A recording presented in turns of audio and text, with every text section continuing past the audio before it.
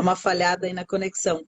E Beleza. aí, me conta, vamos falar de regra de transição, regra transitória.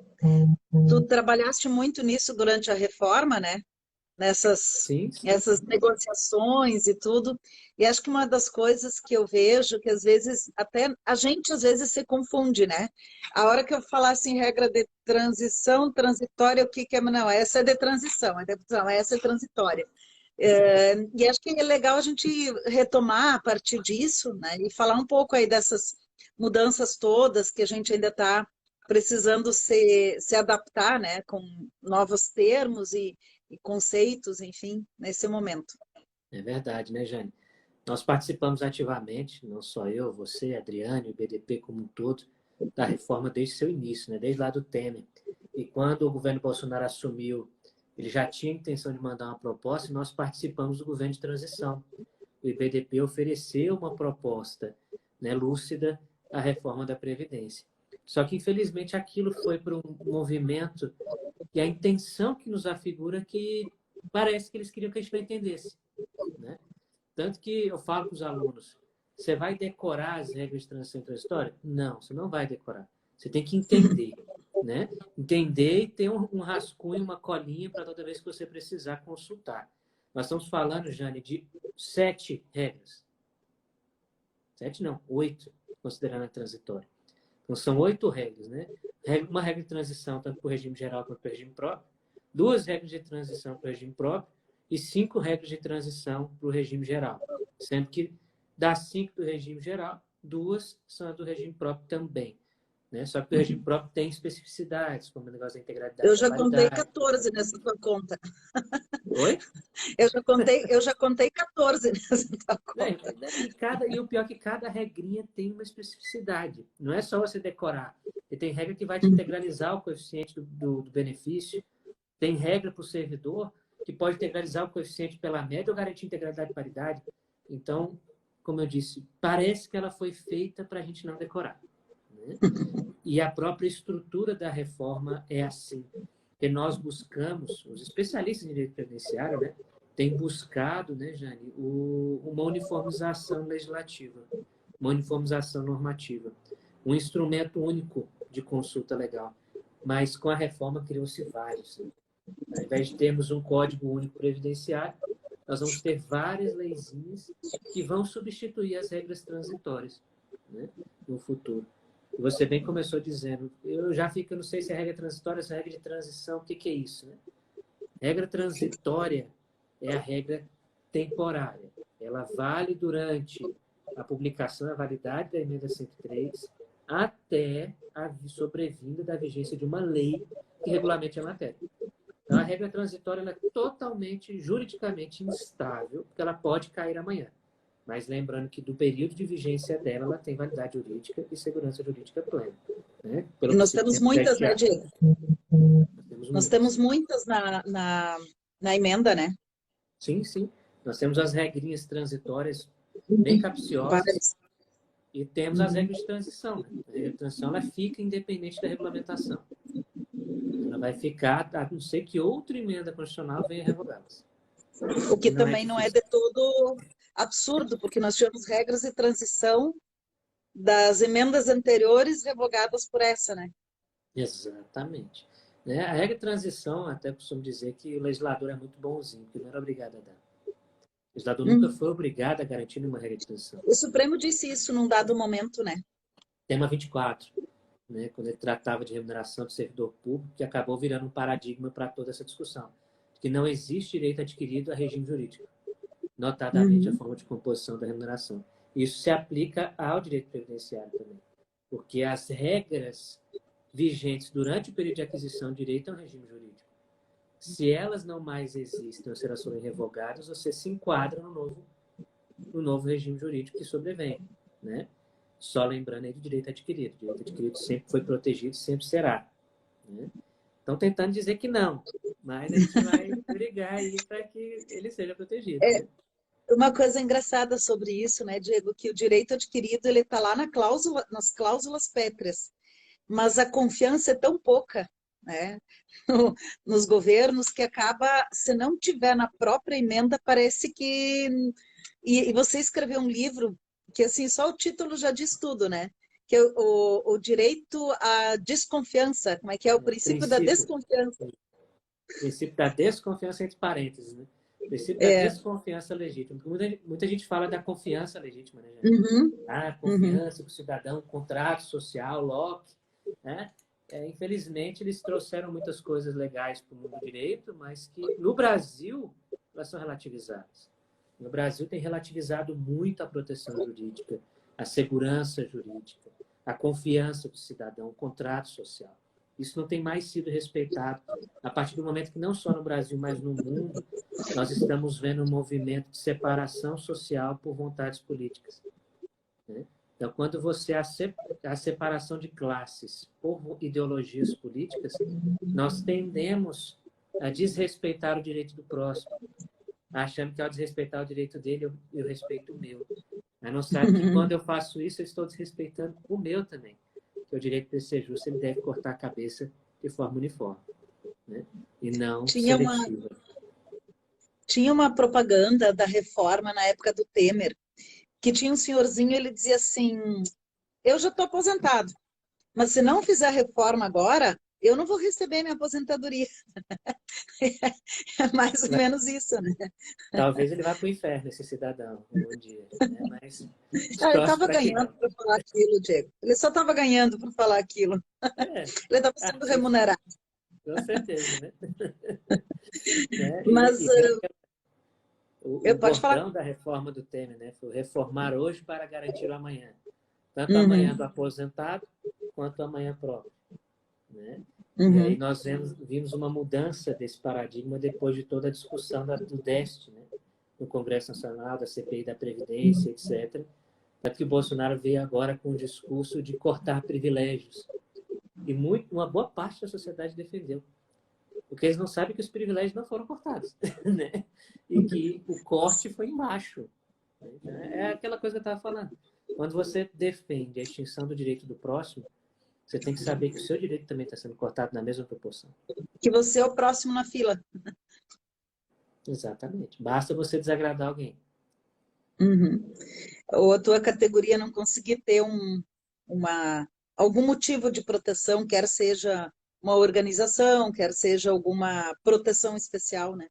Diego, Exatamente. olha só uma coisa que sempre instigou muito, a reforma, ela fala de regra transitória, lei complementar, regra transitória, lei ordinária.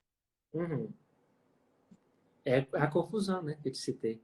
Foi Uhum, feita para a gente não entender e está sendo construída para dificultar a interpretação, né? Nós temos aí matérias dispõem de lei complementar e matérias dispõem de lei ordinária. uhum. Nós temos, por exemplo, a Aleatoriamente, né? aposentadoria especial vai ser tratada por lei complementar, mas outras Uhum. espécies por lei ordinária. O cálculo vai ser por lei ordinária, mas outros critérios vão ser por lei complementar. Então, o que vai virar? Vai virar uma salada. Primeira vez que eu li, porque essa questão de lei ordinária e lei complementar, ela surgiu com as emendas, né? O texto original que veio adotou uma proposta do IBDP de ser tudo lei complementar, né? Ser tudo por lei complementar. Marcelo Bosch, que é o atual presidente do CRPS, foi o que mais brigou por isso. Desde o início, eu lembro da gente lá no CCBB aqui em Brasília. O governo de transição sentado na mesinha e falou: Diego, tem que ser por lei complementar, porque eles estão brigando para desconstitucionalizar. Então tem que ser por lei complementar. Então, por que por lei complementar? Porque é mais difícil o processo legislativo e não aceita medida provisória. Hum.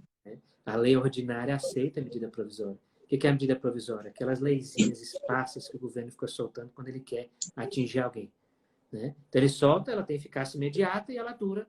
A eficácia dela é plena durante o período de vigência dela, né? E nós tivemos várias que caíram nos últimos tempos, inclusive, né? Várias. Aliás, uma que foi publicada no dia da emenda, que foi uma coisa Exatamente. extremamente estapafúrdia, porque estava publicando uma emenda constitucional discutida há meses no Congresso e veio uma medida provisória sobre Previdência, né? É verdade. E se não me engano, ela não foi nem aprovada, né? Não, ela caiu, ela não chegou a ser votada. Ela não chegou a ser E votada. o triste da medida provisória é que a Constituição ela determina que ela vai ter validade plena, mas na sua revogação, quem tem que dispor sobre os efeitos moduladores desse período de vigência é o Congresso Nacional por meio de decreto legislativo. Só que eles nunca fazem. Então, o que acontece? Você fica com períodos picados de normas jurídicas previdenciárias a serem aplicadas. Né? Como é que o Estado se autorregula dessa forma? É por isso que tem judicialização. O Estado ele trata a norma da mesma forma que ele trata o segurado, de mau jeito, de mau gosto. Isso gera judicialização. Ninguém vai ficar parado aguentando as coisas. E hoje a judicialização é muito discutida na justiça. E mal sabem os juízes que vai gerar problema. O que ainda vai vir. O que ainda vai vir. O que ainda vai vir. O que a reforma sim. tem de buraco é um negócio absurdo. Né? Que muita gente chama de brecha. Acha uma brecha. Aquela coisa... Eu estava comentando hoje que a gente chegou numa fase que as revisões de benefícios, elas antigas quase não existem mais, né? Por causa da decadência, enfim, e outras coisas que foram superadas. Mas a reforma deu um novo gás aí para revisões, né? Porque tu começa a ver coisas que acontecem, que eram de um jeito e do outro, e o sistema e ajusta, enfim. Então, é uma nova fase. Uma nova fase. A própria sistemática de cálculo, né? Ela é bem louca. Aquela questão da exclusão dos salários de contribuição do PVC que sejam prejudiciais. Então, tudo isso ainda está meio mal informado.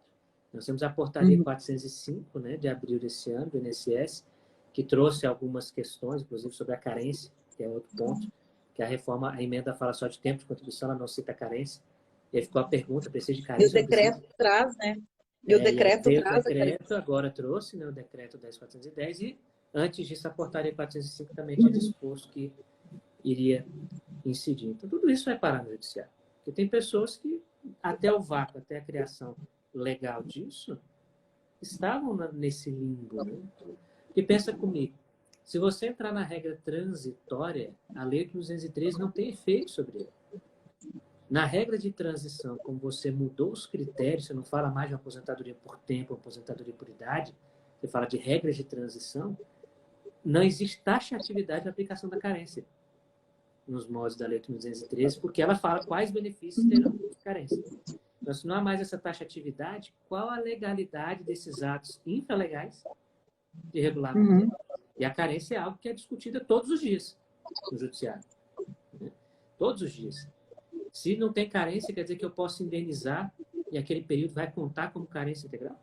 Porque eu preciso de tempo. Não preciso como tempo, né? Então, é tudo muito mal orquestrado. E hoje eu estou participando muito, Jane, da discussão da judicialização. Né? O judiciário está discutindo muito, em especial perícia médica. Tá tendo muita perícia. Por que está tendo muita perícia? Porque está tendo muita judicialização. Se não tiver judicialização, não tem perícia. Por que está tendo perícia e judicialização? Porque o INSS está negando benefício. O INSS optou por fazer um programa de pente fino que cessou 80% dos casos reavaliados. Isso, obviamente, vai gerar custo para o Estado. Né? Então, hoje está nessa discussão. O que eu faço com a judicialização? Vou reduzir o honorário do perito. Vou impedir que o perito faça uma quantidade percentual lá de perícias por dia. Né? E aí, o que atrasa? Atrasa. O processo judicial atrasa, vai acumulando, vai acumulando, vai acumulando, vai acumulando. Quem paga isso é o Estado. Então, infelizmente, nós estamos nesse cenário de descontrole total do processo legislativo que leva a uma insegurança jurídica, né? E a judicialização. É verdade. Hoje eu peguei uma situação ali, Diego, que eu fiquei chocada. Estava falando do pente fino. Uma senhora que está recebendo pensão desde 1979.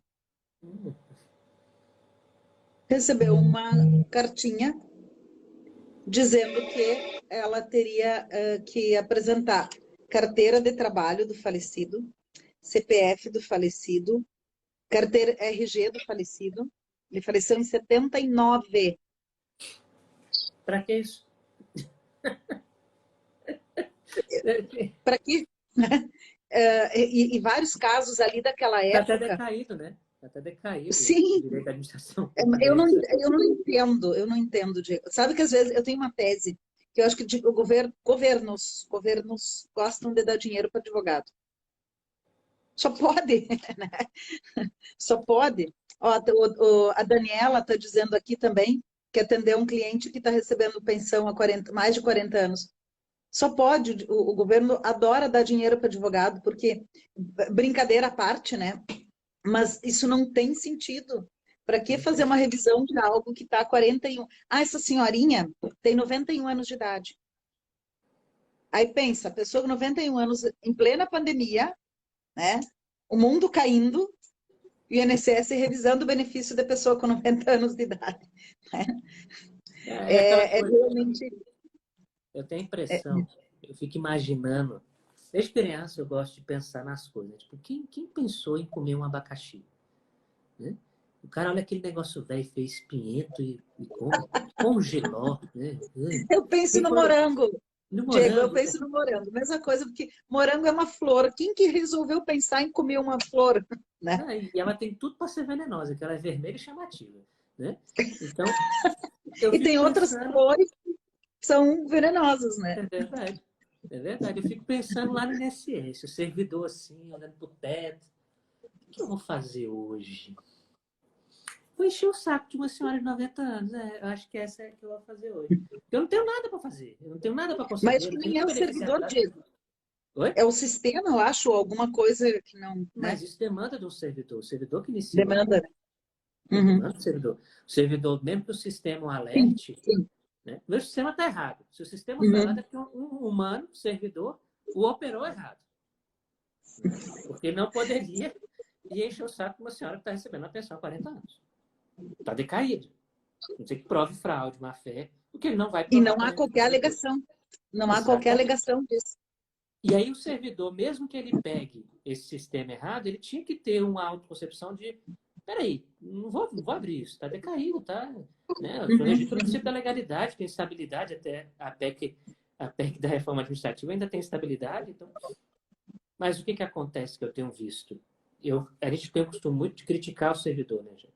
Eu falei essa brincadeirinha, mas tem muito costume de criticar o servidor, de criticar o perito. Mas dentro do INSS existe um sistema de autoperseguição, né? E todo Uhum. servidor fala isso. Então, esse servidor, se ele não desse andamento neste processo dessa senhorinha, iam desconfiar dele, ia abrir um PAD contra ele. E aí ele ia ter que contratar um advogado para defender ele no PAD, e aí fica aquela coisa, e aí o nome dele já fica, ele é fraudador, ele é fraudador. A mesma coisa com o perito. A gente vê umas Uhum. perícias que... Por que esse cara indeferiu o benefício desse cidadão? Não tem como. Porque a cota dele estava muito elevada de Ter a cota concessão. dele. E é uma cota irreal, não é uma cota, é uma cota informal, na verdade. Não existe Uhum. Sim. nada dizendo. Mas se ele concede muito num dia, alguém vai olhar para ele e falar: epa, esse cara aí vai aparecer na Globo News já já, esse cara aí dizendo que ele. Então, infelizmente, essa perseguição no servidor faz com que eles atuem dessa forma como uma forma de autoproteção. Né? E o advogado previdenciário tem que ter essa sensibilidade de entender. E, às vezes, é usado do próprio processo administrativo para resolver a demanda. Não necessariamente levar para o judiciário. Que, às vezes, aquela decisão daquele servidor foi tomada no sistema de autoperseguição. Mas, num conselho de recursos, por exemplo, onde esse servidor não vai estar envolvido nesse sistema, ele pode conseguir um provimento muito mais rápido e mais seguro do que ele objetiva, né? Melhor que A muito só. Andresa está aqui dizendo para nós, Diego, o INSS não tem o que fazer, tantos processos parados, tantos recursos parados, que é o que a gente vem criticando há um tempo, né, Diego? Tipo, É, deixa isso para um momento mais calmo, sabe? Vai botar as perícias em dia, vai botar as coisas em dia, vamos uma coisa de cada vez, sabe? Não agora, torturar as pessoas com isso, né? É bem inapropriado o momento, né? total, Bem nós estamos aí. inapropriado do governo começar uma revisão, né? Exatamente. Isso me impressionou, esse caso dessa senhora na pensão por morte, Jane, porque nós estamos com 800 mil processos de benefício por incapacidade parados. Nós Uhum. temos aproximadamente mais de 1 milhão de outros benefícios e requerimentos em andamento. Por que eu vou lidar com uma revisão de uma senhorinha que está há 40 anos recebendo a pensão por morte? É essa percepção, né, que é necessária do servidor antes de iniciar o processo administrativo desse. Porque ele gera um desconforto, gera desconfiança. Porque não é só Uhum. essa senhora que vai achar ruim. Porque ela, com 91 anos, ela não vai fazer praticamente nada sozinha. Quem vai fazer vai ser um filho, que já deve estar com 70, 80. Quem vai fazer é o neto, que aí começa a ver e a desconfiança ela vem descendo a escada e afetando todo o núcleo social, né? E isso gera, essa desconfiança vai gerando um afastamento do sistema público de previdência. Então, quando o próprio governo, que gera essa desconfiança, né, fala, vamos reformar, vamos capitalizar esse cara, esse jovem, vai falar, não, vamos mesmo, porque, olha a minha avó, eu não quero passar pelo que minha avó passou. Mal sabe ele que se capitalizar, o governo vai meter a mão no seu dinheiro e vai te dar o salário mínimo amanhã, que é isso que vai acontecer. Quando muito, né? Quando muito. Se muito, Quando se muito. muito, né? Então, assim, Mas voltando ao início, Diego, acho que essa situação da senhorinha tem a ver com o que nós começamos a falar, regra de transição, regra transitória, que revoga, que não sei o quê, muitas regras diferentes, a questão da insegurança no sistema, né? Acho que tem um componente comum ali. tem um componente comum, porque como muda muito, né, no Brasil, as regras previdenciárias são altamente mutáveis, você não consegue gerar uma expectativa do direito, né, nem de segurança da manutenção desse direito. Não foram raras as vezes no histórico da Previdência durante as reformas que o Estado quis aplicar os efeitos de uma nova regra para situações pretéritas, né? Então, isso tudo vai gerando um cenário cada vez mais conturbado de segurança jurídica e de planejamento. Eu faço muito planejamento aqui no escritório, né? Dou aula de planejamento também. E nós nos enfrentamos direto com isso. Às vezes o cliente chega para a gente e fala, quando que eu vou me aposentar? Ó, você vai se aposentar no dia tal, porém, entretanto, todavia, pode ser que isso mude. Então, assim, isso é um planejamento seguro temporário definitivo, né? Então, você vai ficar com ele até o dia que você ouvir falar que surgiu uma nova reforma e você vai voltar para a gente Eu também atualizar. digo isso para os clientes. Né? Isso, como é que eu vou garantir? Mas agora, a gente está na vigência de uma regra transitória, que a gente não sabe qual vai vir a lei, qual a lei que vai vir, né? E estamos sob a vigência de regras de transição, porque a lei também poderá estabelecer outros. Novas, né? Novas regras. A lei agora vai mandar, né, no cenário. Como que eu vou garantir segurança jurídica para esse cidadão? Não, realmente, não tem como, né? Não tem como.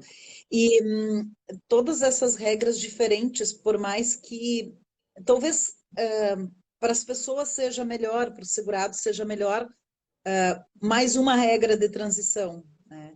Aquela, por exemplo, que foi por último lá na Câmara, que eles criaram lá do pedágio de 100%, no fim foi uma regra boa, dentro do... Só que no contexto de várias outras é mais uma, então, né, para criar confusão é só... Né?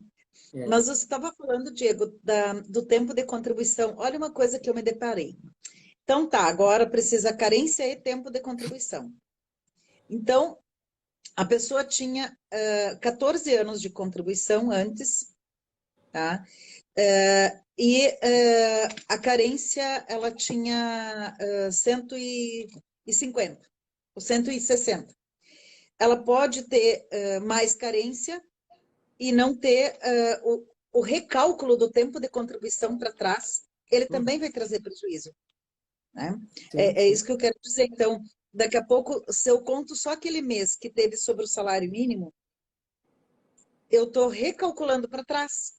Pessoas que eventualmente contaram meses, contaram como tempo de contribuição, por exemplo, 10 dias do mês, 20 dias do outro, mas não era salário mínimo. No momento que eu agora digo que só conta aquele que era salário mínimo, eu estou fazendo retroagir uma regra nova. Sim. Tu entendeu? Entendi. Que é a regra da reforma trabalhista, junto com todas as regras da MP 871, e você vem com a reforma da Previdência falando, ó, vai funcionar assim. Tá, mas vai funcionar assim a partir de quando? A partir de agora e para tudo. Né? Ah, mas antes não era necessário contribuir nesse mínimo. Né? E não é só o salário mínimo. Tem uma coisa importante. O Emerson Lemos, o professor Emerson, ele sempre fala que para o contribuinte individual, né, não existe um mínimo de salário mínimo. O mínimo é o que ele produz. Então, é outra coisa a se discutir. Porque a mesma emenda constitucional continua falando, né? Que é sobre o mínimo da categoria, o mínimo, o valor obtido. Agora que as regulamentações infraconstitucionais estão falando, não é o salário mínimo. Aí você vê, o cara lá em 1980, 1990, tinha um salário de contribuição abaixo do salário mínimo, por causa da regra nova, aquele valor não vai ser computado como carência nem como tempo de contribuição. Caso ele queira, ele vai ter que complementar. Só que aí o Estado não dá essa oportunidade. Eu tenho um caso aqui, pós-reforma, onde nós entramos com requerimento administrativo pedindo a complementação expressa. E simplesmente ignoraram e indeferiram o benefício. Né? Aí você entra com recurso.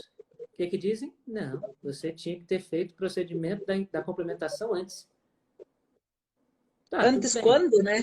Antes quando? Deveria ter imaginado que um dia viria uma lei. Né? Assim, eu sou mago, né? Assim, porque não foi expresso no custo do processo administrativo, que eram salários de contribuição muito antigos, né? Aí eles nos chamaram para manifestar. A gente pediu, quero complementar. Aí eles indeferiram o benefício, falando que não, que tinha que ter sido pedido antes. Antes quando? Isso trem é novo? Eu brinco, Diego, eu digo assim, então tu tem que adivinhar que tem que pagar, bota o dinheiro no envelope e enfia embaixo da porta no INSS, porque se tu não tem guia para pagar, como é que tu vai pagar? Como é que tu vai saber quanto pagar, quando pagar, como pagar, né? Sim, né? O procedimento de complementação, existe uma nova disposição para ser feito, né? Pelo link no site da Receita Federal. Hoje é possível você fazer direto. Mas na época não estava, assim, não tinha nem, na época desse fato, não tinha nem o código, não tinha nem a recente, acho que tem 2 meses, que a Receita regulamentou essa matéria da complementação dessas contribuições pós-reforma. Né? 1872 o código. Isso, é o 1872, exatamente. Então, foi agora. Como que eu ia fazer isso antes? Se essa situação é nova. E esse é um problema jurídico que você citou, que vai para o judiciário. E, cara, por que eu tenho que pagar algo que eu não tinha essa obrigação? Que foi no fato jurídico pretérito. A lei da época do serviço prestado, né, Diego? Que é uma coisa que o STJ sempre fala. A lei da época do serviço prestado. Né? Essa é uma regra. Né? Isso. Diego, e os precatórios? Me conta essa confusão aí. Está todo mundo desesperado, né? Ontem o governo apresentou a tal da renda cidadã, né? Que vai substituir o Bolsa Família. Né? Sem falar o valor desse benefício, sem falar a origem desse benefício, é um benefício assistencial, vai ser pago pela assistência social com recurso da Seguridade. Né?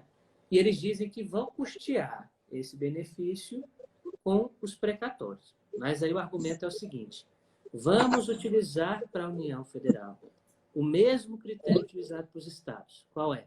Que o pagamento de precatórios vai ter um piso de 2% das receitas líquidas. Um piso, não teto. Então, o que eles estão falando?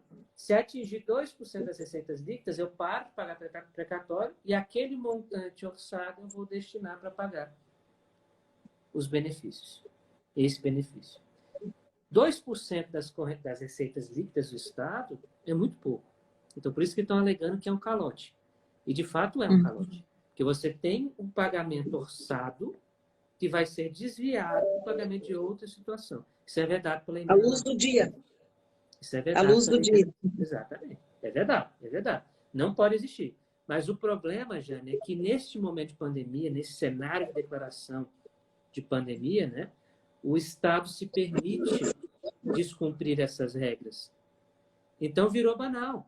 Nós temos uma PEC do teto dos gastos, né, que é aquela emenda constitucional número 95, que estabeleceu várias regras, foi feita pelo Temer, várias regrinhas de tratamento de custeio, de orçamento, e que agora, com o argumento da pandemia, eu posso fazer tudo, eu posso atropelar tudo, eu posso deixar de pagar precatório. E essa não é uma briga nova. Nós estamos desde o início da pandemia brigando com isso. Desde o início, quando começou-se a cogitar recursos para pagar os enfrentamentos, né, da pandemia, do coronavírus, a primeira coisa que surgiu foram os precatórios. Vamos pagar os precatórios, vamos pegar o dinheiro do precatório para pagar. E aí, nós, no BDP, inclusive, nós atuamos muito em relação a isso, propomos um projeto de lei que ainda está em tramitação, mas foram vários projetos, vários, mandando pagar o precatório. Não tinha projeto, nem do Alexandre de Frota, né, de São Paulo, PSDB de São Paulo, falava só assim, é para pagar o precatório. A gente discutia, mas a Constituição já diz isso. Não precisa ter algo... Era mais fácil dizer assim, ó, por favor, cumpra a Constituição. Exatamente. Beijo. né? Um beijo no final. Né?